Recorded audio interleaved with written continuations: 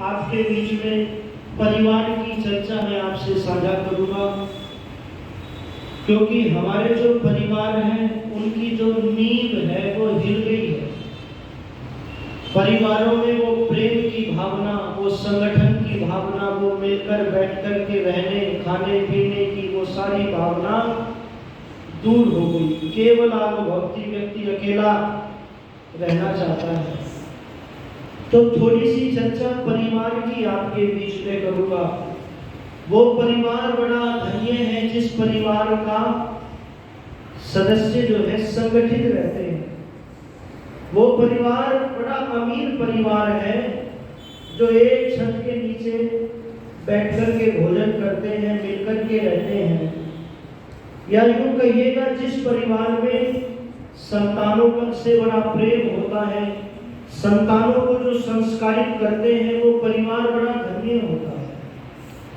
और वेद का मंत्र कहता है कि हम संतानों को मर्यादा में रहना सिखाएं। आज स्थिति क्या हो गई है? लखनऊ की घटना है।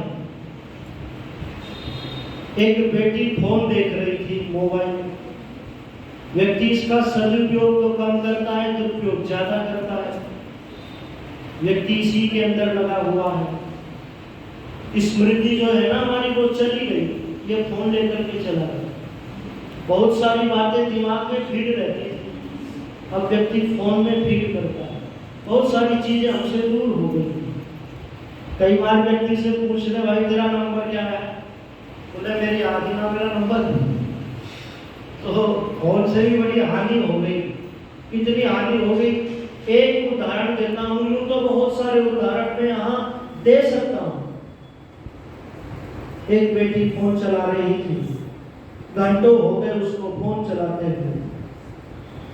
तो उसकी माँ ने कहा, बेटी तू बहुत देर से फोन चला रही है, तुझे शर्म नहीं आती? कुछ काम कर ले, कुछ पढ़ ले, ला फोन मुझे दे। उसने फोन ले लिया। अब बेटी को इतना गुस्सा आया, इतना गुस्सा आया, घर में पिस्टल रखी हुई थी, 3 गोली अपनी मां को मार दी। और 3 दिनों तक लाश जो है वहीं पड़ी रही घर के अंदर। लखनऊ की घटना है। और 3 दिन के बाद अपने पिता को फोन करती है कि पापा जी मम्मी को कोई गोली मार करके चला गया। 12-13 वर्ष की लड़की थी। तो मैं चर्चा करने लगा हूं जिसका परिवार संस्कार से युक्त है, मर्यादा में बंधा हुआ जिस व्यक्ति का परिवार है, वो व्यक्ति बड़ा संपन्न है, वो व्यक्ति बड़ा व्यक्ति है। तो मैं थोड़ी सी चर्चा आपके बीच में परिवार की करूंगा। वेद का मंत्र कहता है कि परिवारों में प्रेम होना चाहिए। वेद कहता है, मां भ्राता भ्रातरम दीक्षत मां सुसारा मुतस्वसा। भाई भाई से कभी भी द्वेष ना करे, और भाई भाई द्वेष ना करे, पति और पत्नी भी द्वेष ना करे। और जो द्वेष करता है, ध्यान देना, वो समाप्त हो जाता है। तो भाई में द्वेष की भावना नहीं होनी चाहिए। भाई जो है मिलकर के रहे। भाई भाई नहीं होता है, भाई तो पिता का दूसरा रूप होता है। भाई, किसी ने पंक्तियां लिखी थी कि भाई मरे तो बल घटे, भाई नहीं रहता है तो बल घट जाता है व्यक्ति का। और भाई साथ में खड़ा हुआ है, कोई दिक्कत आ गई, बोले तुम कितने हो, आ जाना, मेरा भाई मेरे साथ में खड़ा हुआ है, सब कुछ दे देगा। मुझे याद आती है घटना, इतिहास के पन्नों की याद आती है, जब कुंभकर्ण का प्राणांत हो गया तो रावण ने कहा था कि ये कुंभकर्ण नहीं, ये रावण की दाहिनी भुजा कट गई है। भाई को भुजा कहा गया, रावण ने भाई को भुजा कहा।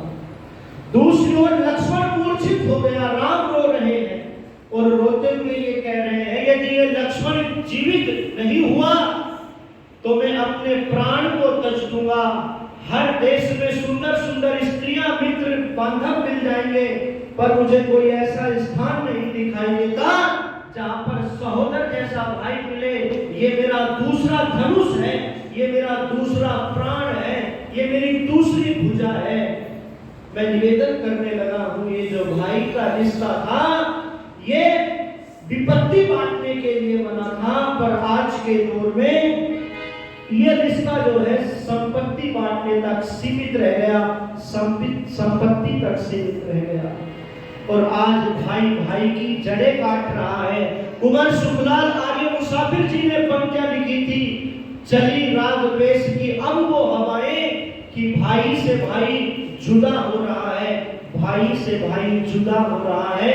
मुझे बहुत सुंदर जो है पंक्तियां याद आती है, किसी ने हरियाणवी तर्ज में लिखी थी। एक एक पंक्ति को बड़े ध्यान से सुनना। आज जमाना बदल गया,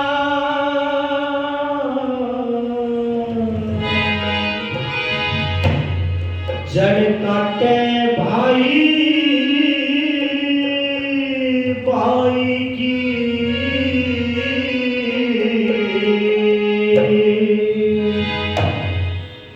बेघर नहीं चला करते जो माने सीख बुराएंगे।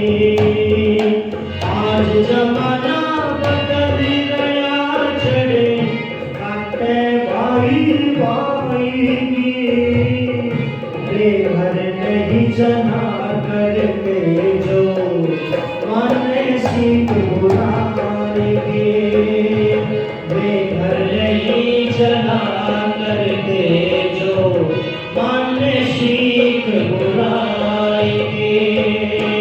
आज जमाना बदल गया, चढ़े काटे भाई भाई की, बेघर नहीं चला करते जो माने सीख बुराएंगे।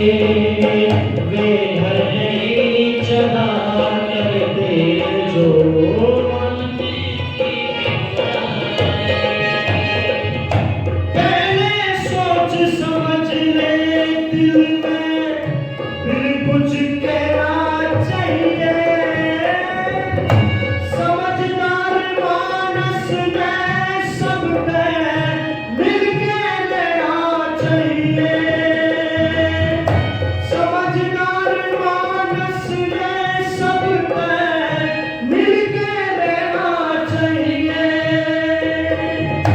जैसा टाइम पड़े बंदे पर उसमें सहना चाहिए। लेन देन से काम चले पर लेके देना चाहिए, लेके देना चाहिए।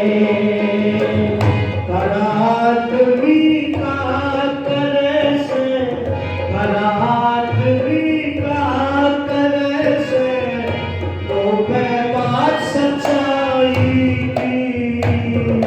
बेघर नहीं चला करते जो माने सीख बुराएंगे। आज जमाना बदल गया, चले काटे भाई भाई की, बेघर नहीं चला करते जो माने सीख बुराएंगे। बेघर नहीं चला करते जो माने सीख बुराएंगे। आएगा आदर करना जो घर पर आया करता, उसका ईश्वर भला करे जो सबने चाहा करता।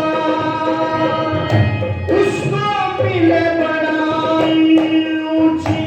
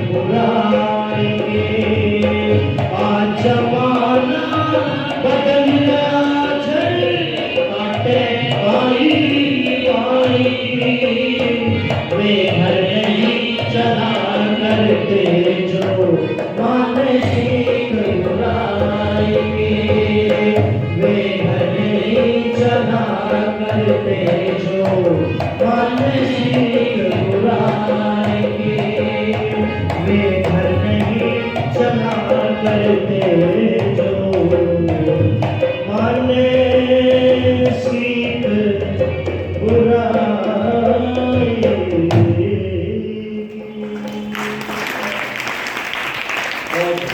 आज जमाना बदल रहा, जड़ काटे भाई भाई की, वे घर नहीं चला करते जो माने सीख बुराई की। भारत भारती के अंदर राष्ट्र कवि मैथिली शरण गुप्त जी ने पंक्तियां लिखी थी। उन्होंने कहा था, देखो जहां विपरीत पथ ही हाय हमने है लिया, श्री राम के रहते हुए आदर्श रावण का किया। हम हैं सुयोधन के अनुज, तजकर युधिष्ठिर को अहो, सोचो भला तब फिर हमारा दिन दिन पतन क्यों ना हो, दिन दिन पतन क्यों ना हो। इसलिए मैं आपसे चर्चा करने लगा हूं कि भाई से कभी भी संपत्ति को लेकर के कभी भी झगड़ा मत करना। और यदि तुमने संपत्ति को लेकर के भाई से झगड़ा कर लिया तो तुमने बहुत बड़ी गलती कर दी है, क्योंकि संपत्ति नहीं जाती साथ शमशान तक, पर भाई जरूर जाता है साथ शमशान तक। तो इसलिए प्रारंभ में जो मैंने बात आपसे कही थी कि भाई मरे तो पर घट जाता है, तो भाई और भाई मिलकर के रहे, भाई भाई के साथ में मित्रता वक्त व्यवहार करे। और दूसरी बात कही, पिता मरे छट जाए। ये जो पिता होता है ना, ये बहुत बड़ी भूमिका परिवार के अंदर अदा करता है। पिता अपने संतानों से इतना प्रेम करता है, इतना हित चाहता है कि उसका जो प्रेम है वो दिखाई देने की वस्तु नहीं है। पिता का प्रेम तो गूंगा होता है, पिता का प्रेम एहसास करने की वस्तु होती है। मुझे याद आती है घटना, दो बच्चे सड़क के किनारे सब्जी बेच रहे थे। पिता की क्या भूमिका होती है। दो बच्चे सड़क के किनारे सब्जी बेच रहे थे। एक व्यक्ति ने आकर के उनसे कहा, क्या तुम्हारे पास में पालक है? तो उन बच्चों ने बहुत सुंदर सा जवाब दिया कि यदि पालक होता तो हम सब्जी ना बेच रहे होते, किसी विद्यालय में शिक्षा प्राप्त कर रहे होते, किसी गुरुकुल में शिक्षा प्राप्त कर रहे होते। क्योंकि पालक नाम जो है ना वो पिता का है। और कितनी बड़ी भूमिका है पिता की। तो सामवेद के अंदर परमात्मा को प्रजापति कहकर के पुकारा गया। मनु महाराज ने भी इस पिता को पिता मूर्ति प्रजापति, इसको भी प्रजापति कहा। जैसे ईश्वर अपनी सृष्टि का संचालन करता है, निर्माण करता है, भरण पोषण करता है, उसको अनुशासन में नियम में रखता है, ऐसे ही पिता भी अपने परिवार रूपी सृष्टि का संचालन करता है, निर्माण करता है, भरण पोषण करता है और उसको अनुशासन में रखता है, अनुशासन में रखता है। एक इंडियन आइडल का मंच है, छोटे छोटे बच्चे उस पर गाना गाने के लिए जाते हैं। एक बेटा भी अपने पिता के साथ में प्रस्तुति देने के लिए चला गया। उसकी आंखों के ऊपर काला चश्मा चढ़ा हुआ था, चेहरा जला हुआ था। संगीत के जो सम्राट थे उन्होंने प्रश्न किया, गाना गाने से पहले ये बताओ तुम्हारी आंखों के ऊपर चश्मा कैसे चढ़ा हुआ है, तुम्हारा ये चेहरा कैसे जला हुआ है। और उसका जो बेटा था ना, उसके कपड़े बड़े अच्छे थे, उसका पिता उसके साथ में खड़ा हुआ था। साधारण सी पुरानी सी चप्पल थी और बहुत पुराने से कपड़े थे, वो खड़ा हुआ था। उसने कहा, तुम पूछना चाहते हो ये चश्मा कैसे चढ़ा हुआ है, तुम जानना चाहते हो मेरा चेहरा कैसे जला हुआ है, तो सुनो, मैं जन्म से अंधा पैदा हुआ, अंधा, और मैं इस संसार को नहीं देख सकता। मेरे पिताजी मुझसे बड़ा प्रेम करते हैं, मेरा बड़ा ध्यान रखते हैं। एक दिन मेरे मन में विचार आया, जब पिताजी नहीं रहेंगे तो मेरा ध्यान कौन रखेगा। मैं तो भीख भी नहीं मांग सकता। बस मन में ये विचार आते ही मैंने जो है पेट्रोल डाल करके अपने आप को समाप्त करने का प्रयास किया, पर मेरे पिताजी ने मुझे आकर के बचा लिया और ये कहा, बेटा तू हिम्मत हार गया, हिम्मत हार गया बेटा, तेरा बाप तेरे साथ में खड़ा हुआ है, तेरा पिता तेरे साथ में खड़ा हुआ है, याद रख तेरा पिता जब तक खड़ा हुआ है तुझे किसी भी प्रकार की कोई कमी नहीं रहने दूंगा, तुझे कोई दिक्कत आने नहीं दूंगा।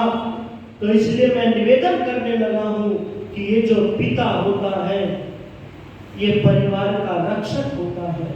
पिता रोटी है, कपड़ा है, मकान है। पिता नन्हे से परिंदे का बड़ा आसमान है। पिता है तो घर में प्रतिपल राग है। पिता से माँ की पिंडी चूड़ी और सुहाग है। पिता है तो बच्चे के सारे सपने हैं। पिता है तो हर बाजार के सारे खिलौने अपने हैं, सारे खिलौने अपने